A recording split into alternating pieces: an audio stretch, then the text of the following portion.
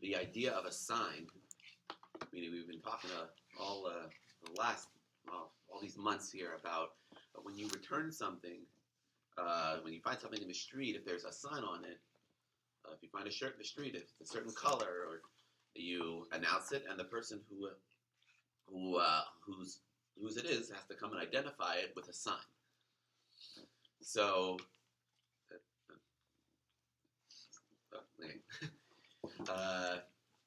there was So, and we were discussing: is that a Torah?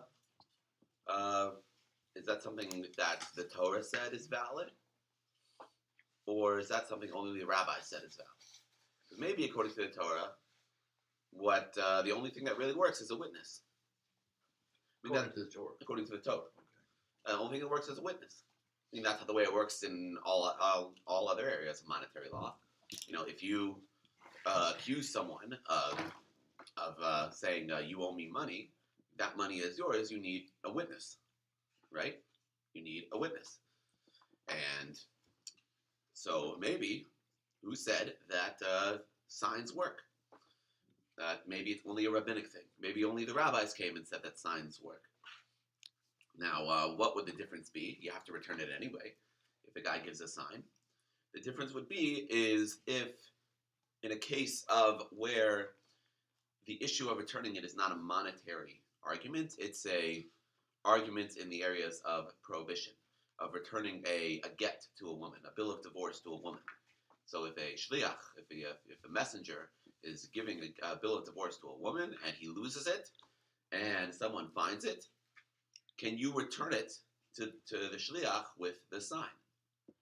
Now, if it's not a Torah thing, if it's only the rabbis don't have an authority to make a get kosher. That's not kosher. The get is not kosher. If according to the Torah, you cannot give it back to this messenger, then the get isn't kosher. Then you can't do it. By monetary things, Beis Din is a court of law of money, and they do have that authority to do that. But when regarding something that's not a money issue, it's a prohibition issue, can they do that, yes or no?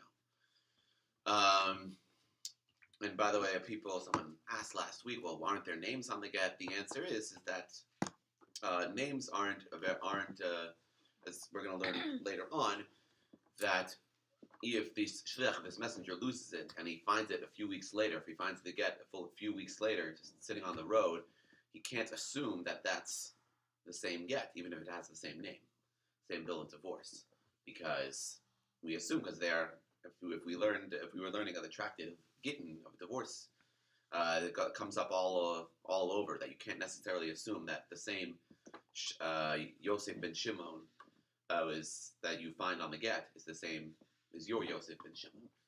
Right? With get, we're very, very strict. Okay, so let's take the fourth line from the top, Tashma, from the top of the Talmud. So we're going to be moving Right side. relatively quickly. The Tashma, right over. Tafshin. Right here. Tashma. Mm-hmm. So we're going to be moving relatively fast because the Gemara is going to say, hey, what about this case? And the Gemara immediately, quickly just zings back, no, it might be talking about something different. So with these types of things, just like when we learned the issue of despair without him knowing, we need definitive proof. And all the Gemara Talmud needs to upschlug that proof. It's a special yeshiva word, upschlug, uproot that proof, is to say that it's not definitive. So, Tashma, Af hasimla haisa bichlal kol elu v'yama tzasa lehekesh elav v'loma lacha ma simla miyucheres sheish lo simanin v'yesh lo tovin chayav lahachris af kol davar sheish lo simanin v'yesh lo tovin chayav lahachris. The Mishnah that we just learned said that the cloth, when the Torah said a cloth, that you have to return a cloth, the Torah specifically didn't just say all lost objects, it had to specifically say clothing to teach you that you need two things. You need someone claiming it to show he hasn't despaired, and you need signs So what do we see? The Mishnah said, Simla, the Torah is trying to teach us that you need signs. That's what the Mishnah said. So isn't that proof that simanin, that signs are a Torah component? I went a little bit fast there. It's right there. So Tana Tovin it's strichale. Simanin k'dei nasba. So Talmud says no. Really, the Torah component is the fact that in order to return a lost object, you need someone to claim it. You need someone to show he hasn't despaired of it. But the signs part are just an add-on. Meaning the real Torah thing is you need someone to come claim it, and the signs are something else. Signs are, when the Mishnah added in signs, he just meant that the rabbis just tacked that on. But the real Torah thing is you need someone to claim it. So it's not definitive proof. Everyone still with me? Okay. So Tashma. I was going to try again. Tashma. Chamor b'simane ukaf. We learned in a brisa that the chamor, that when the Torah says that you need to return a donkey, it says it includes the signs of the saddle, meaning you can There's a stamp on the saddle. The stamp on the saddle, and the saddle is enough to identify the donkey. So we see signs. Signs work. So the Gemara says, no, ema be'edei ukaf. That's talking about witnesses. You have witnesses that say, we're this guy's neighbor, we know that's his saddle. But not signs. Signs don't work. It's the witnesses that work. So that case would not. That case, it's not definitive. Right. Tashma. Let's try again.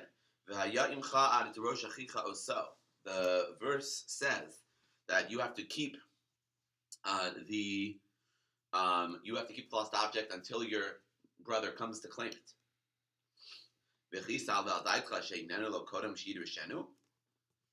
And would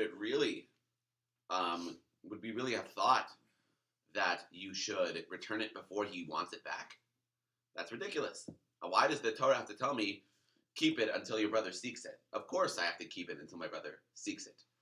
Right? Until I don't know who it is. I don't have to go around knocking door to door. Is this yours? Is this yours? Trying to find it. You wait. You announce it and someone comes and tells you. So why does the Torah say that? So it's Ela Dersheu Im Ramayo Enu Ramai. The Brisa says you have to cross-examine this fellow who comes to claim the lost object, and you have to see if he's a trickster or not a trickster, which is an important thing. I mean, there are tricksters in this world. Really? Is there a time limitation? That's later on. Some of them are on Facebook. Right, there are tricksters in this world, and even Jewish tricksters, people who are Jewish of low moral standing. So you have to cross-examine him. So the Gemara says, cross-examine him. My love bisimanin. Does that mean you have to ask for signs? The Gemara says, no, lo beidim, witnesses. When the Brisa says you have to cross-examine him, it means you have to help him bring witnesses. But it doesn't necessarily mean that signs work on a Torah level. Tashma again. Right? So we're really quickly. We're going back and forth. So you can imagine, the Talmud here is like the Beit Medrash. It's like you have a bunch of people learning, and everybody's asking questions, and this one guy is zinging back and zinging this way, and they're saying no, that's not definitive, and all the way through. This is really, someone is recording all the. That's right.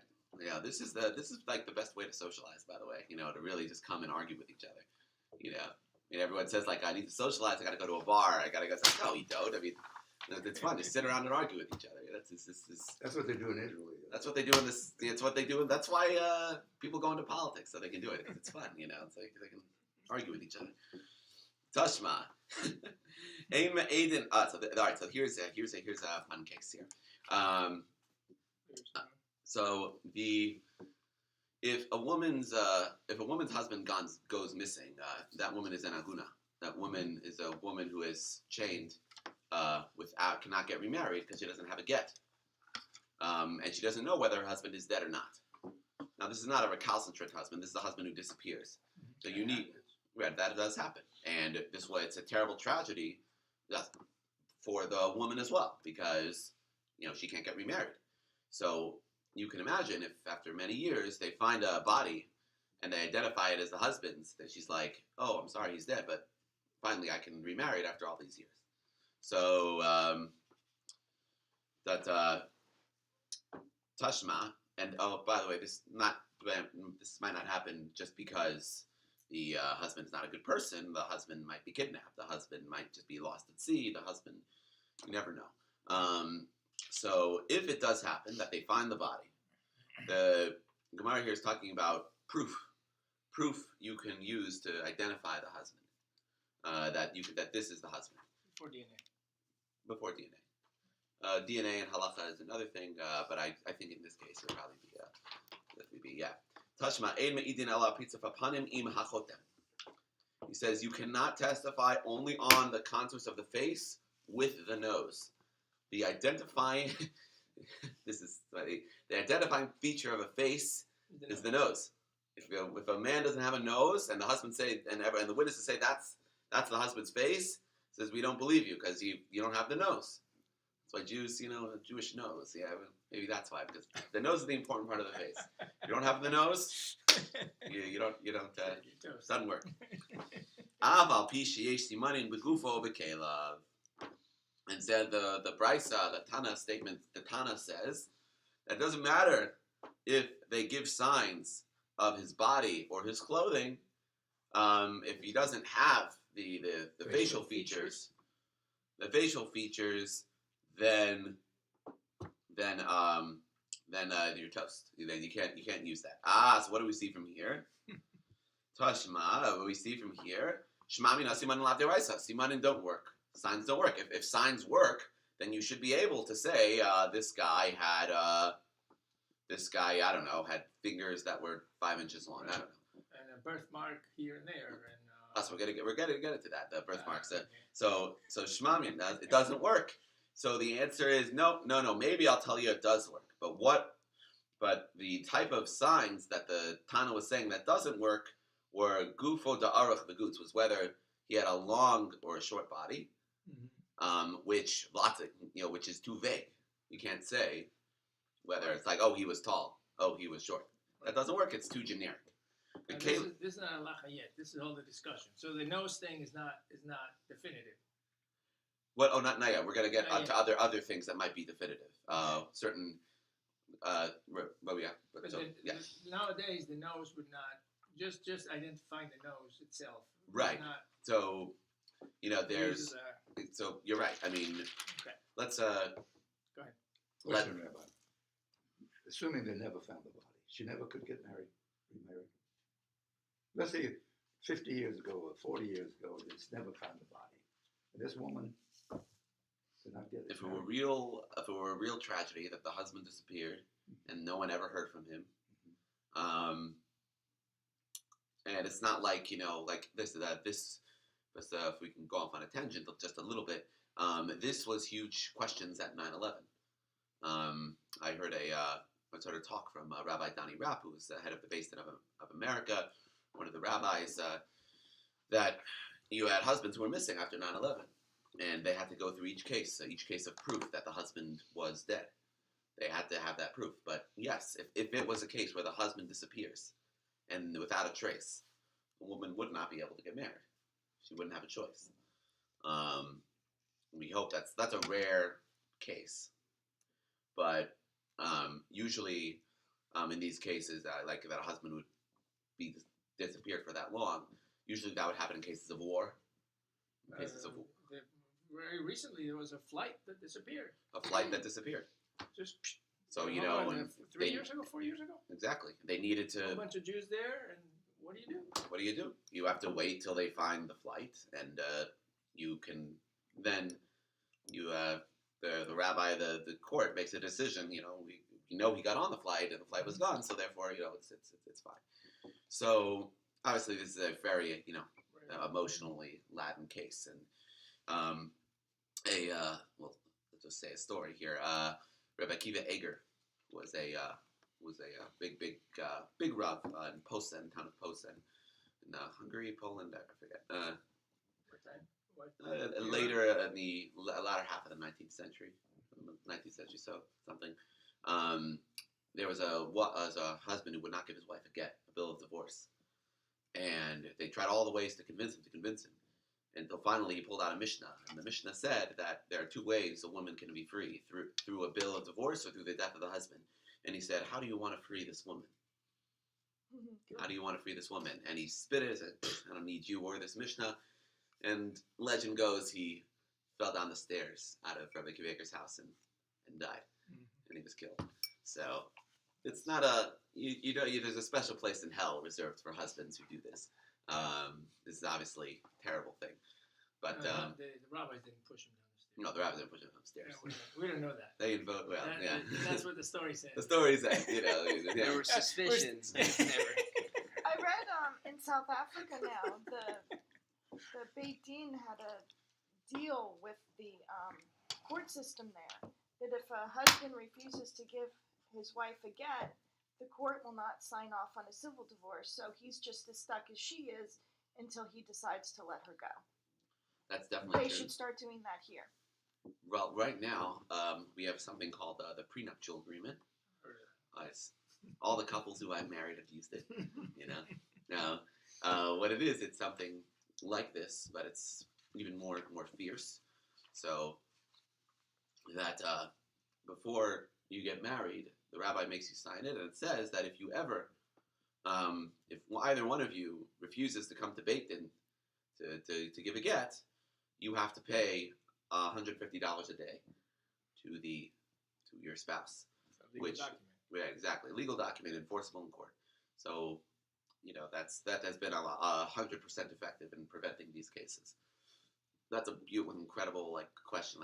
Says $150. How do they get that? It was based on a few factors, but we're close to solve. We're getting there to solving the Aguna crisis, and we hope that it will never again be due to a recalcitrant husband, but that will not take away a case of when a husband disappears. So yeah, one way that can be done, and this is a way that they might do in the army. In David's army, King David's army, they did it too. They would give a bill of divorce to their wives before they went to war, just in case. Or what a husband can do is say, in the Tractate of Gittin, they talk about this case.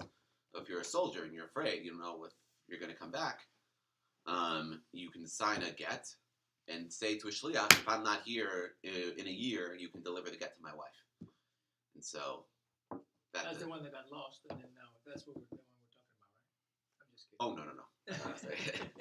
So yeah. It's taking it to Okay, the wife. so but if the husband has run away, and you found the body, and we said here that the nose is the nose of the face, but the body and the clothing doesn't work. So we say, we see from here signs don't work. The answer is no, they do work. It's just it was talking about specific types of signs, just the generic types of signs. So the body was tall, short, and he says, why don't the clothing work? He says the clothing don't work because maybe the chashin and the shela. Because maybe some guy just the guy borrowed someone's clothing. It happens. So says the Gemara, but if you're telling me that we are suspicious that simanin were borrowed, but we just said before that if someone identifies their donkey by the saddle, you have to give it back. But maybe that saddle was just borrowed. So the answer is ukaf amri ukaf lo shuli inchi ukfa mishum de misakav leilachama. But people don't lend out saddles because saddles have to be a perfect fit. It has to be custom made for your donkey. If it's not custom made, if it's too big, it rides on the back of the donkey. So clothing, we're suspicious for borrowing, but things that people don't lend out is we don't assume it was borrowed. So therefore, you can identify a donkey by the saddle, but not someone's clothing, by who a person is by their clothing. Or they said that the specific signs we're talking about the clothing is whether they were white or green, meaning very generic colors. So doesn't work. Ella haditanya. So ask the brisa. You have another question. Mitzo kasher bechis O ba'arniki o betabas o shematu ben kelev. Suppose you're a shliach, a messenger, and you have the bill of divorce, and you lost it for a long time. So we just said that if you find it, and if you find it after a long time, it doesn't work. However, if you find it tied to your wallet, to your bag, to your signet ring, or you find it, amongst your clothing, then you can assume that that's the same one you lost, because it's with your stuff. Afilu lisman meruba kasha. Even if it's a year, it's fine. Mm-hmm. It's kosher. The isa kadaita chashinin l'sheila kimata kasha bechis amai kasher nechush l'sheila. So it says, why? All of these things, maybe it was borrowed. Maybe it was borrowed. Maybe his money pouch or everything. Maybe this was just borrowed. Maybe he borrowed it. Maybe this isn't yours. Who says that when you found it somewhere, tied to a wallet, that you say, oh, that's my wallet, that's my pouch, then By the way, that's my gift that I lost a year ago. That's a gift that's lost a year ago tied to it. Maybe it was borrowed. Maybe these things were borrowed. So the answer is, Amri kismi arniki b'tabas lo mishali inchi.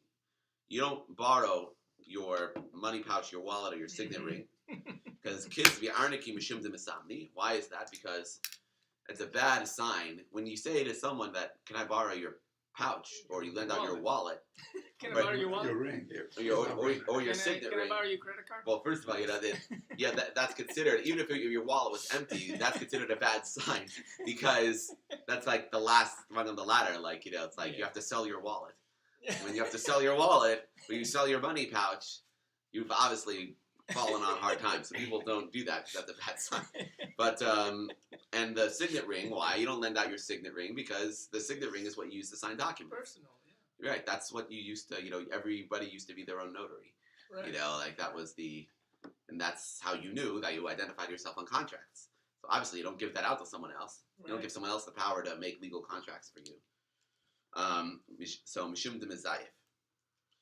Okay, so we went through a few different cases here, a few zingers back and forth, and about chamor and the saddle, and saying no, that wasn't signs, and then we started testifying on a man on whether this would be good signs or not. And so we still, after all this, we do not know whether definitively whether simanin are signs are Torah law or signs are rabbinic law. And let me guess, it hasn't been solved. No, next week we're gonna get into the next. Okay, right. Get into the that we're gonna bring in the Tanaim into this and try to work it out. All this here, we're talking about Torah law and rabbinic law. Mm-hmm. Let's go back to the Torah law. And Moses came and he got all this information, and then he passed it on to the elders, and they finally wrote it down. After they talked about it, they finally wrote it down. In the Torah law, is it this just definitive? All these little aspects in the Torah law that we just started talking about. How did all this come about from God to Moses, and to the elders and so forth? Well, so there's you understand my question? Yes. So there's the written law, and then there's the oral law. I understand that. Right. So the oral law is how you learn the Torah, how you interpret the Torah. Because as we all know, if you just have the written law, people can interpret it any way they want. I'd be very hard pressed, to say, oh, that's just when the Torah said you have to return lost objects. That's just a metaphor. When you've lost a part of your soul, or someone has lost a part of their soul, you have to return it to God. That's what it means. But return lost objects, who needs the laws? Whatever. If you're nice, whatever you do it. But that's not a law that you have to do it. So the oral law was Moses' tradition. When he went up on Har Sinai, he learned the entire oral law, and that's what he taught to his disciple Yoshua. Yoshua then taught it to the elders, and this used to be an unbroken chain of tradition, and that this was the way you interpret it. When the temple was destroyed, people began to forget, and there became arguments. Okay, here's the question. Yes. They passed it down from the Yeshua to the elders. Mm-hmm. And where did they get into all these little discussions you just called? How did they get these derivatives to do this and do that? Was that from the oral law when they discussed it and they finally said, "Well, this is the way we have to do it"? Where did it come from? For all these little things you're discussing. So the notion of people discussing it, it seems like I would really want to be in a Torah class in the First Temple era. How did they learn all these little details? Were they arguing because there was authority there? There was authority there who was teaching you what to do. In the Talmud was later, so you had a lot more differences of opinion on what the oral law was, on what it was. So there was. I think what his question is at what point the rabbi's opinion started creeping in, and at what point was actually Moshe's oral law. So And right think it's now, up to this point. right. So a lot of it is discussion, like whether simanin are. That's our discussion. Is the simanin? Is there signs Torah law? Did Moses, when God said to him, it says you need to return lost objects and teach them? Did he say return it with signs, or is this something the rabbis added on that later on, because they have the authority to do that, because rabbis have the authority to make decrees? They said that they say. We're going to start accepting signs now. When did that start happening? With all these little, so you could say like all of these little discussions started happening.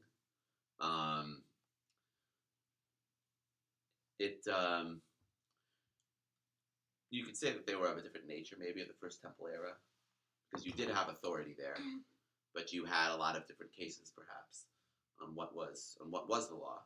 But specifically, these discussions of whether something was Torah law or rabbinic law. So King Solomon didn't get into the mix. He did. I'm sure he did. That's He knew Torah. He also knew the notion of.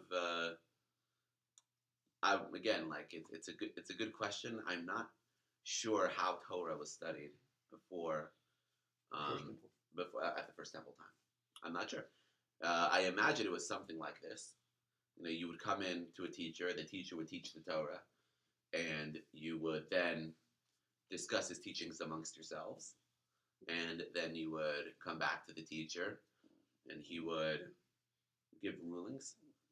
But also, Torah is an expansive thing. It's not just, we're studying one part of it. We're studying the part of Hashavat Aveda, of returning a lost article. Torah is an expansive thing. How do you behave in the world? How do you live in the world? How do you grow your crops? How do you do business? How do you treat people? How do you treat people? So they learned all of that. They learned all of that. Like, I'm growing crops now. Like, what's the best way to grow my crops? How do I tithe it? How do I do all of these things? Moshe, but correct me if I'm wrong, but it's my understanding that even the oral Torah that was passed down up until the time of the Mishnah that Rabbi Yehuda Nasi wrote, it was passed down pretty strictly. It was not changed. It was not touched. Oh, no. It was passed down from one generation to the next, and it would have to be remembered exactly word by word, and they would also do horizontal and vertical checks. So it was passed down vertically, but horizontally they checked each other to make sure that everybody remembered word by word by word, and throughout the generations and generations, it was unchanged, and they might have disagreements or discussions or whatever, but that part remained, even the oral Torah. So it became more fluid, more malleable at the time of the writing of the Gemara, with all these specific discussions. Well, does this apply here in this case, or in this other case, on this other case? Right. So would you agree with me? That's what I'm saying. So they probably had discussions at the First Temple, but you always had that authority. That who was the leader of the generation, who had that direct line link. My other question is, Moses had all the things about what's teaching in the Torah. Did these all these little ideas back and forth, was that coming down from Moses? Was this coming from Moses? Yeah, it was all from Moses. All from Moses. And people, he would teach it, but people.